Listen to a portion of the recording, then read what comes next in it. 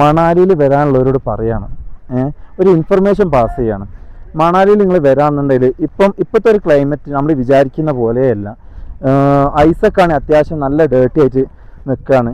Full മണ്ണൊക്കെ നിറഞ്ഞ് ആകെ ഉരുകിയൊരവസ്ഥയിലാണ് മണാലിയിലുള്ളത്. പിന്നെ അതുപോലെ തന്നെ വേറൊരു കാര്യം എന്ന് പറഞ്ഞാൽ, മണാലിയിൽ നിങ്ങൾ വരാണെങ്കിൽ ഈ ഒരു സാധനം, ഇതിപ്പോൾ റൂത്തൻ പാസിലാണ് ഞാൻ ഇപ്പോൾ നിൽക്കുന്നത്, ഈ ഒരു സാധനത്തിന് ആവശ്യമില്ല. നമ്മൾ ഊട്ടിത്തെ അതുപോലെ തന്നെ മൂന്നാറിൻ്റെ തണുപ്പേ ഉള്ളൂ ഇവിടെ, അത്രേ ഉള്ളൂ. സത്യമാണ്. എന്താ വെച്ചാൽ അവർ ഹൈപ്പ് നല്ലോണം കയറ്റും. നമുക്ക് ഇത് എടുക്കണം, ഇത് 250 റുപ്യക്ക് നമുക്ക് റെൻറ്റിന് കിട്ടുന്ന സാധനമാണ്.